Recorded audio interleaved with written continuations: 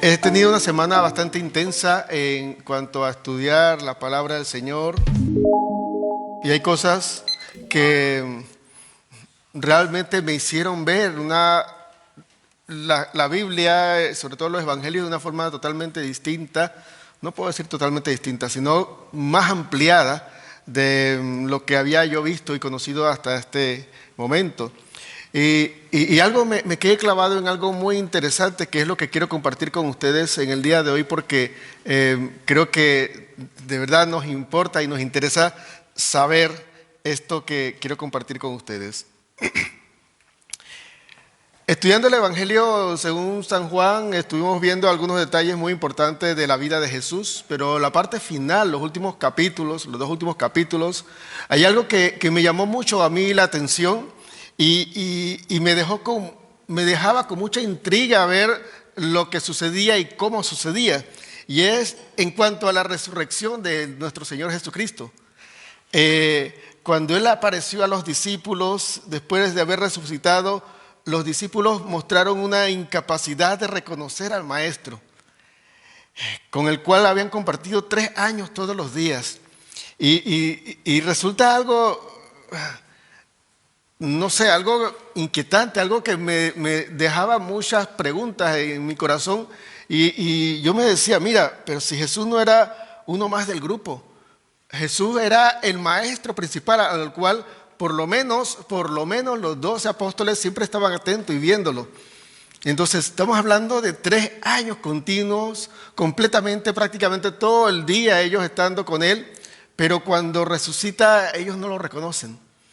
Y me llamaba mucho la atención porque 2 cosas importantes yo evaluaba en este momento y yo decía, han pasado 3 años y medio aproximadamente, es lo que se calcula según el Evangelio de Juan, lo cual estuvieron los discípulos juntos con su maestro juntos, 3 años y medio siempre juntos.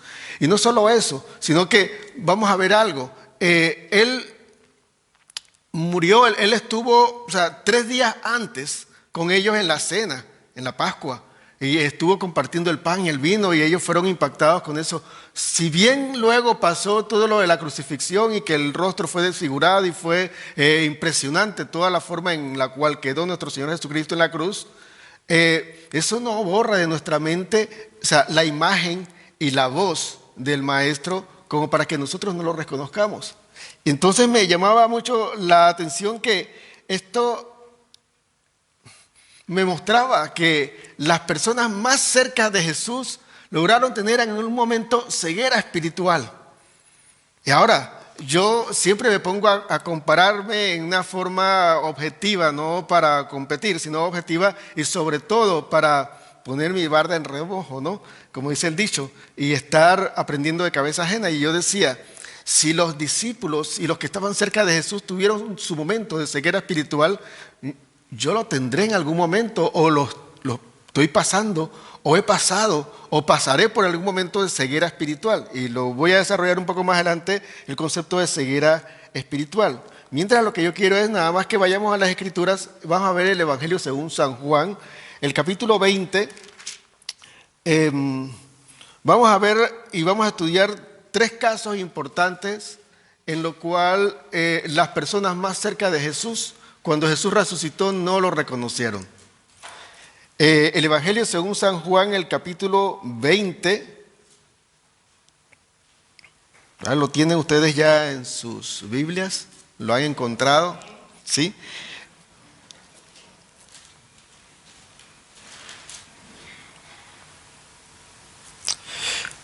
Vamos a ponernos de pie con reverencia a la palabra y vamos a leer la palabra en el nombre del Padre y del Hijo y del Espíritu Santo con la reverencia que se merece. Dice en el versículo 11 de Juan 20, pero María estaba fuera llorando junto al sepulcro y mientras lloraba se inclinó para mirar dentro del sepulcro y vio a 2 ángeles con vestiduras blancas que estaban sentados, el uno a la cabecera y el otro a los pies, donde el cuerpo de Jesús había sido puesto. Y le dijeron, mujer, ¿por qué lloras? Le dijo, porque se han llevado a mi Señor y no sé dónde lo han puesto. Versículo 14. Cuando había dicho esto, se volvió y vio a Jesús que estaba allí, mas no sabía que era Jesús. Versículo 15. Jesús le dijo, mujer, ¿por qué lloras? ¿A quién buscas? Y ella, pensando que era el hortelano, le dijo, Señor, si tú lo has llevado, dime dónde lo has puesto y yo lo llevaré. Dejo la lectura ahí en esta parte, se pueden sentar. Y es que me llama la atención una persona que estaba tan cerca de Jesús, una persona que se había quedado con el Señor siguiéndolo como parte de los discípulos. María Magdalena era parte de las mujeres que servían a Jesús. Cuando en la palabra se lee que estaban los discípulos y las mujeres que le servían. Estaba María Magdalena, Juana y María, la madre de Jacobo, que son, bueno, en el Evangelio de Mateo detallan los nombres de ellas. Mujeres que le estaban ahí sirviendo y atentas. Entonces, vamos a pensar si la iglesia Casa de Esperanza tiene aproximadamente 6 años, ¿no? Entonces, el promedio de las personas que están constantemente los domingos aquí lleva por lo menos 3 o 4 años juntos viéndome. Tienen un lapso de no verme de domingo a domingo, pero que yo me ponga de pie aquí y le tenga que convencer a usted que yo soy yo, eso es algo como que llamaría la atención. Ahora, ustedes están nomás viéndome una vez a la semana, ellos lo veían todos los días a la semana. Ustedes dejan de verme una semana y ellos dejaron de verlo nada más 3 días. O sea, ¿cuál es la razón por la cual María no podía ver al maestro, no podía conocerlo, no podía reconocerlo, era la palabra correcta? Dejamos eso en pendiente mientras nada más le voy a decir, en Lucas capítulo 24 se narra, no vayan, nada más voy a decirlo, se narra la historia de 2 discípulos que iban de Jerusalén a Emaús. Y dice que el Señor se le acercó y empezó a conversar con ellos. Y dice, ¿qué conversan ustedes? Dice, usted, el único forastero que no se ha dado cuenta. Mira, Jesús de Nazaret, que era el profeta, y nosotros pensábamos que era el que iba a liberar al pueblo de Israel, lo han apresado y lo han matado en una cruz. Y él ha muerto. Y él dice, ustedes están ciegos, ¿cómo no se dan cuenta que desde Moisés hasta los profetas se habla acerca de que esto sucedería de esta forma? Y todo el camino se pasó diciéndole toda la palabra de Dios, o por lo menos el Pentateuco y los profetas, que era lo que leían en ese tiempo los judíos, y le aclaraba a ellos todas estas cosas, y ellos quedaban todavía perturbados y no lo reconocieron, hasta cuando él en la cena al final partió el pan y fueron abiertos sus ojos. Pero la pregunta nuevamente, o sea, si ellos eran tan devotos, tan seguidores, discípulos de un maestro, ¿cómo no lo reconocen? ¿Cómo no reconocen su voz?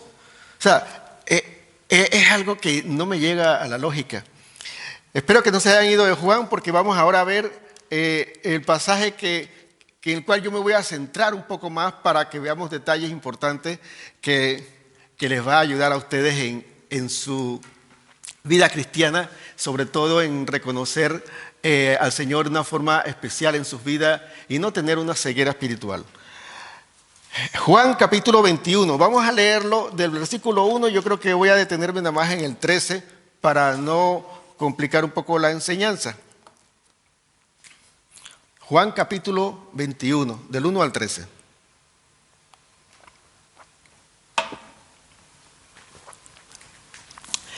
Vamos a leerlo, por favor, vamos a ponernos de pie, vamos a leer la palabra del Señor.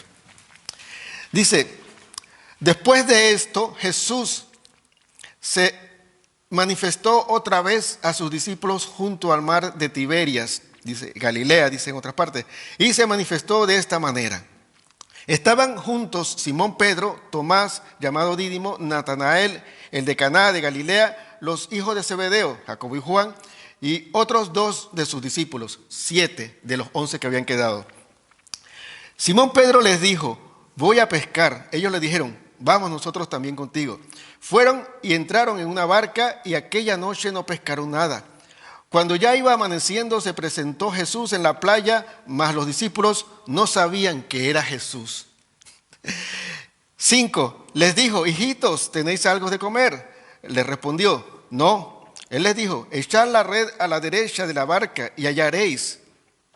Entonces la echaron y ya no la podían sacar por la gran cantidad de peces. Entonces aquel discípulo a quien Jesús amaba, se presume que era Juan, le dijo a Pedro, es el Señor. Simón Pedro, cuando oyó que era el Señor, se ciñó la ropa porque se había despojado de ella y se echó al mar.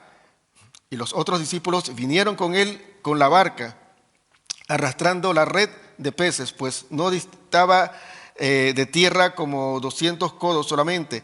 Al descender a tierra vieron brasas puestas y un pez encima de ellas y pan. Jesús les dijo: traed los peces que acabáis de pescar. Subió Simón Pedro y sacó la red a tierra llena de grandes peces, 153, y aun siendo tantos, la red no se rompió. Versículo 12, y les dijo Jesús: venid, comed. Y ninguno de los discípulos se atrevía a preguntarle: ¿tú quién eres?, sabiendo que era el Señor. Vino pues Jesús y tomó el pan y les dio, y asimismo del pescado. Y 14, esta era ya la tercera vez que Jesús se manifestaba a sus discípulos después de haber resucitado de los muertos. Amén.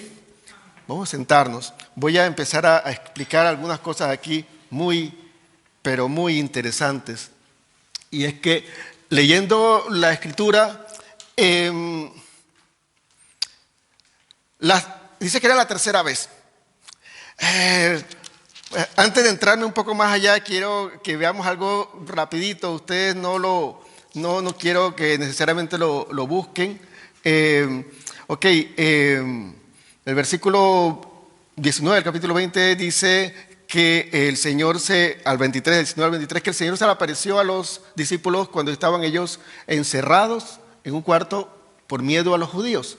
Porque si mataron al maestro, pueden estar tras ellos también. Así que ellos estaban muertos de miedo y encerrados y escondidos, y el Señor se les presentó. Y algo curioso, que el Señor se les presenta y el Señor les tiene que decir: soy yo, miren mis manos, miren mis pies, miren mi costado, que soy yo. Ahora, si yo vengo, como digo nuevamente el ejemplo, ante ustedes, ¿qué tendría que yo presentarles a ustedes? Es decir, yo tengo un lunar aquí, si se han dado cuenta, no sé si se han dado cuenta, tendría que decirles: mira, este es mi lunar, mira, no sé, tenga que convencerle a ustedes que con algunas características, unas cualidades mías, para que ustedes crean que soy yo. O sea, a menos que ustedes no me reconozcan, yo tendría que convencerles de que soy yo. Entonces me llama la atención eso, me llama la atención que había una ceguera espiritual en los apóstoles y en las personas que estaban muy cerca de Jesús cuando Jesús resucitó. Ahora, ¿cuál fue el común denominador que había en las personas que tenían ceguera espiritual? Era miedo y era tristeza. Ahora, el miedo y la tristeza nos impiden ver la gloria de Dios o a Dios glorificado, o al Señor Jesús glorificado. Porque es fácil ver a Jesús como hombre y nos identificamos con Él y decir: Él me entiende y Él me comprende. Pero cuando el Señor empieza a manifestarnos demandas acerca de nosotros en cuanto a santidad, consagración, crecimiento, que nos empieza a esperar de nosotros un poco más como Padre, como santos, que es el Dios Todopoderoso, entonces no lo vemos porque tenemos esa ceguera espiritual por alguna razón. Y por lo general, en los casos que podemos ver, María Magdalena estaba triste porque se habían llevado al maestro. Los discípulos que iban camino de Maús estaban tristes porque lo que había acontecido. Y los apóstoles en el lugar donde estaban encerrados estaban con miedo. Ahora, pensemos algo, tú y yo. Los momentos nuestros en los cuales nuestra alma se toma el control de nuestras vidas por medio de un miedo, de un problema o de una situación difícil, eso nos está dando una ceguera espiritual que no nos permite ver al Dios Todopoderoso frente a nosotros con la puerta específica para la situación que tú y yo estamos pasando. Yo oro para que tanto tú como yo podamos tener ese discernimiento y esa claridad espiritual, para que cuando llegan los momentos difíciles de nuestras vidas, cuando yo no entiendo lo que está sucediendo, cuando lo que sucede es exactamente contrario a lo que yo no quiero, yo poder ver a Dios. Eso habla de otro nivel, un nivel que supera el discipulado de Jesús con los apóstoles. porque si ellos no pudieron verlo, ¿qué se espera de nosotros? Pero, ¿qué pasa? Tú y yo tenemos el Espíritu Santo. Yo quiero mostrarles algo muy, muy, muy interesante que está y quiero que ustedes lo lean. Estamos en el capítulo 20 de Juan.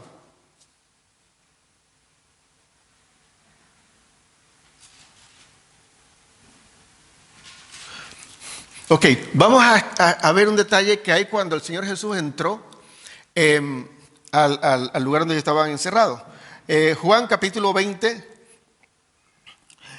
versículo 21, dice, 20-21, entonces Jesús le dijo otra vez, paz a vosotros, como me envió el Padre, así también yo os envío. Dice, y habiendo dicho esto, sopló y les dijo, ¿qué les dijo? Reciban el Espíritu Santo. Nosotros hemos escuchado por doctrina pentecostal por mucho tiempo que el Espíritu Santo se recibió, los apóstoles lo recibieron cuando los apóstoles estaban en el aposento alto y ahí recibieron el poder del Espíritu Santo y una característica especial para la misión, y es hablar en otras lenguas. Y hablar en otras lenguas no solamente celestiales, hablando de otros idiomas. Entonces, quiero que sepan algo, que cuando el Señor nos abre los ojos, cuando nosotros lo tenemos ya como Señor y Salvador de nuestras vidas, Él nos da el Espíritu Santo. Hable usted en lengua o no hable en lengua, profetice usted o no profetice, el Señor le da el Espíritu Santo. Y quiero que sepan que ahí está en Juan capítulo 20, versículo 21, que Jesús sopló y a los apóstoles les dijo, reciban el Espíritu Santo. Y si el Señor lo dijo, los apóstoles lo recibieron, ¿verdad? ¿O lo dijo y no lo recibieron? No solo el Espíritu Santo está cuando haya manifestación del Espíritu, el Espíritu Santo está incluso cuando nos redarguye o cuando nos exhorta o cuando nos alienta y nos anima. A veces esperamos que el Espíritu Santo venga y se manifieste como en Pentecostés y venga lenguas de fuego y con una gente como loco.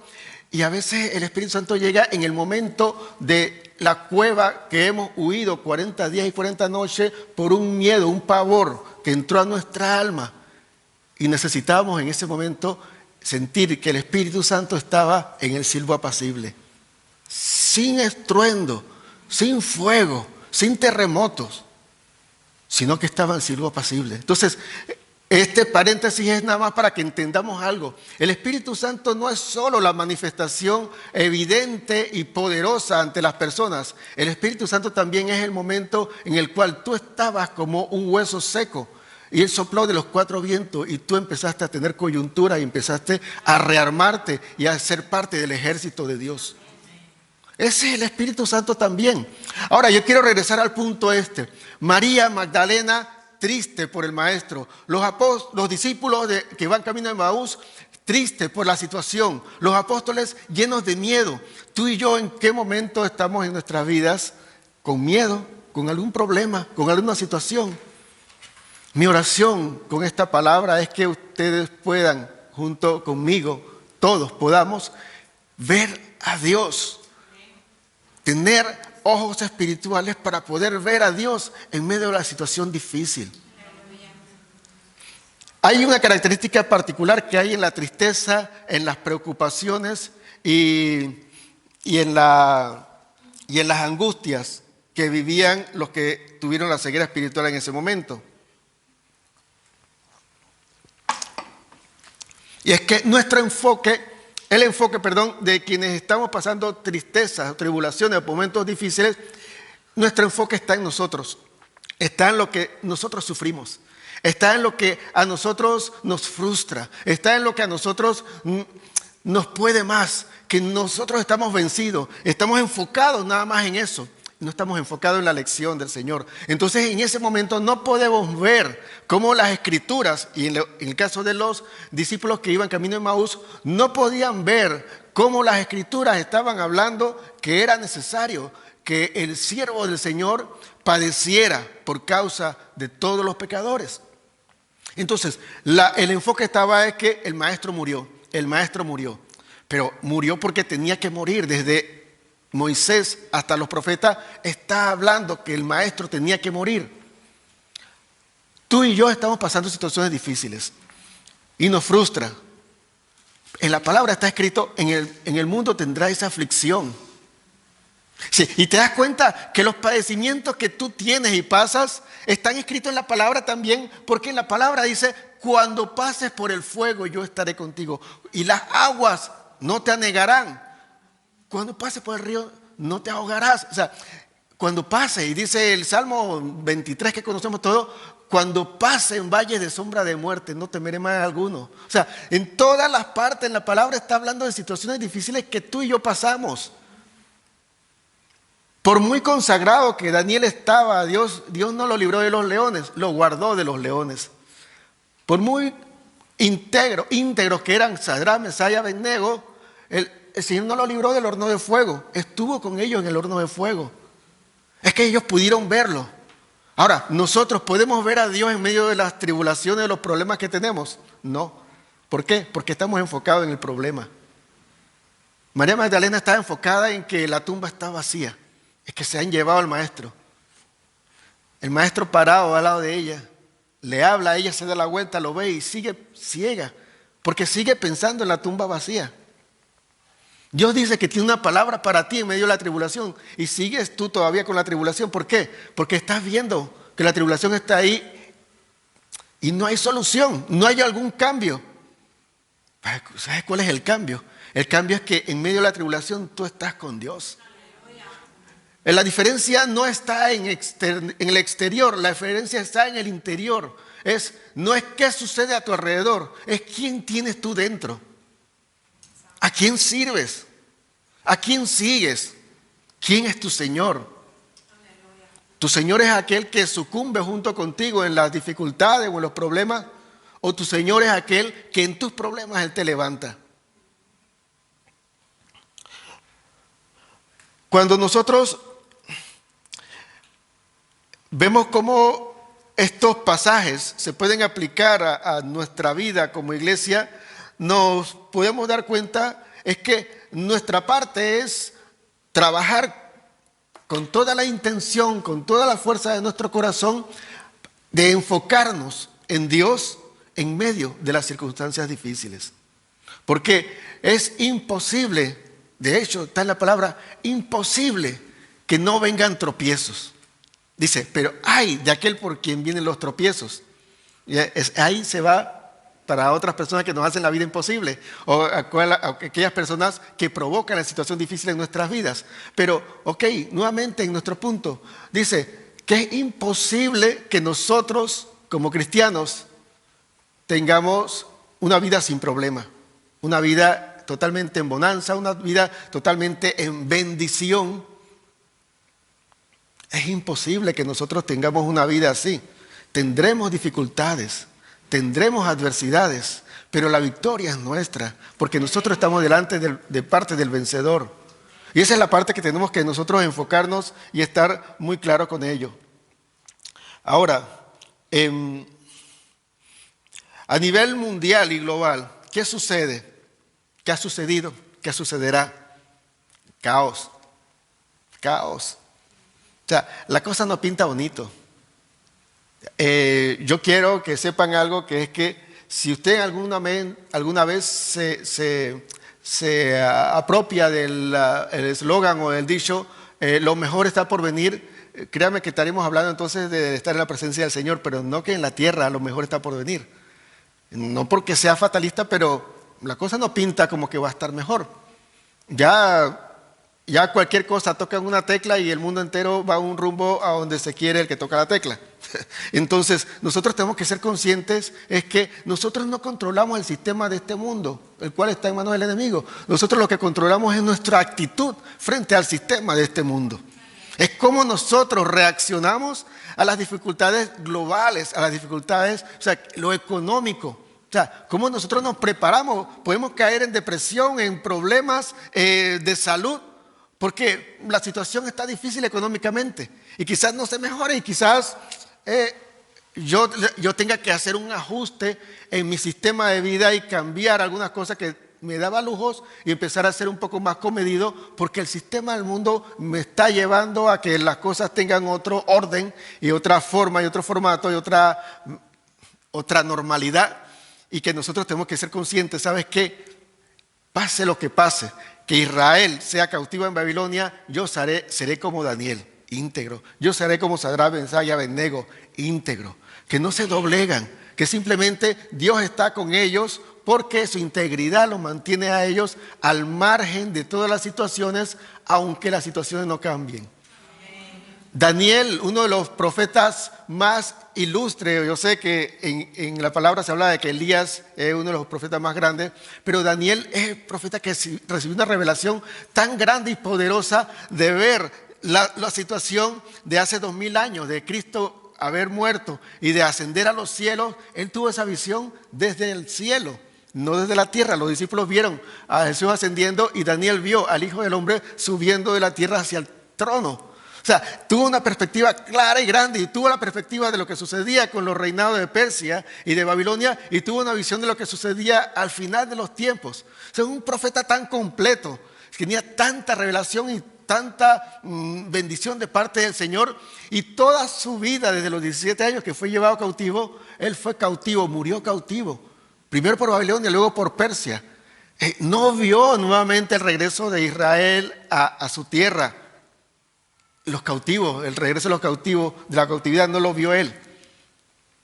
Y quizás usted y yo no veamos algunas cosas de buenos tiempos en nuestras vidas, pero no importa. Lo que importa, ¿sabes qué es? ¿Cómo está mi vida interna con Dios en relación con Él?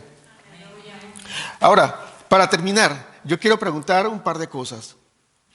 ¿Qué está ocurriendo en tu vida hoy día? ¿Cómo está tu vida? Yo sé que la mayoría no estamos 100% feliz, contentos, satisfechos. ¿Sufriden? ¿Sí, Ana? No 100%. Hay situaciones en nuestra vida que nos dejan un sinsabor y un deseo de que fueran distintas. ¿Qué decepción cargas en la vida? En tu vida hay cosas que no han logrado concretarse y no se han dado en la vida como tú querías. Y estás decepcionada de situaciones en tu vida. Y te pueden llevar a estar con frustración. ¿Qué tristeza tienes o qué preocupación tienes en tu corazón y en tu alma que perturba tu alma, tu vida, y no te permite ver a Dios en su gloria? Dios es real. Dios es más real que la situación difícil que tú y yo estamos viviendo. Él es más real. Pero sobre todas las cosas que estás viviendo como dificultad, Dios quiere que lo veas frente a ti hoy. Dios quiere que tú abras los ojos. Dios quiere que tú te des cuenta que Él está ahí, que Él ha resucitado, que Él venció, que tienes miedo de los judíos que te puedan apresar y te puedan matar igual que al maestro. Aquí está, estoy resucitado. Tienes miedo de que se han robado el cuerpo del maestro como María Magdalena. Aquí estoy, no me han robado. Tienes miedo de que todo haya terminado como los discípulos que iban camino de Emaús. Aquí estoy. De hecho, ellos cuando se dieron cuenta que era Jesús, ellos regresaron a Jerusalén. No regresaron a su rutina, porque ellos iban a regresar a Emaús, a seguir su vida normal. Pero ellos regresaron a Jerusalén. Y yo quiero que tú y yo hoy regresemos al Señor, porque Él ha resucitado, porque Él tiene la victoria, porque no importa lo que estás pasando, tú o yo, Él es más que vencedor. No importa la angustia, no importa la situación, no comprendes. Después entendemos las razones que el Señor tuvo para que nuestra vida fuera como lo es. No es 100%. Yo quisiera que mi vida fuera distinta. Yo tenía otros planes para mi vida, pero Él quiso esto, ¿sabes? Y yo me quiero gozar en su plan y en su propósito, porque siempre al final me voy a dar cuenta que es superior a todos mis sueños, mis anhelos y mis deseos. Y ahora yo quiero desafiarme a mí todos los días y desafiarte a ti. que aceptes ese desafío de que puedas ver al Señor frente a ti y que Él pueda ocultar todos tus problemas, todas tus situaciones, porque ahora lo ves a Él y no ves los problemas. Amén. Vamos a orar. Señor, ayúdanos, Dios. Ayúdanos, Dios, a poder verte en medio de las situaciones difíciles que tenemos. Ayúdanos a verte, Señor, en medio del caos en el cual a veces el mundo es percibido, Dios. Cómo las cosas realmente no pintan bien, pero sabemos que tú eres el Dios Todopoderoso y aunque no podamos comprender, tú tienes el control absoluto de todo lo que ocurre, no solo en la tierra, sino en el universo entero. No hay nada que ocurra sin tu autorización y sin tu poder. Y yo te doy gracias, Señor, porque en esta tarde tú nos ayudas, Señor, a verte a ti, Señor. Nos quitas esa ceguera espiritual y nos ayudas, Señor, a poder contemplarte, Dios. Y cuando te contemplamos nos damos cuenta que tú nos llenas por completo y que fuera de ti no nos hace falta nada, Señor, porque estamos completos en ti. Bendice nuestras vidas, Señor, con tu presencia. Bendice nuestras vidas con esa apertura de los ojos espirituales para que nuestra vida sea distinta. Porque sabemos que al verte a ti, nuestra vida no será igual. Vas a cambiar nuestro lamento en baile. Vas a cambiar nuestros temores en coraje, en valentía. Y nos vas a cambiar toda esa inseguridad en seguridad en ti. Porque en ti estamos seguros. Gracias, Padre, por ser tan bueno. Gracias, Señor, porque eres tan especial con nosotros. En el nombre de Jesús. Amén. Amén.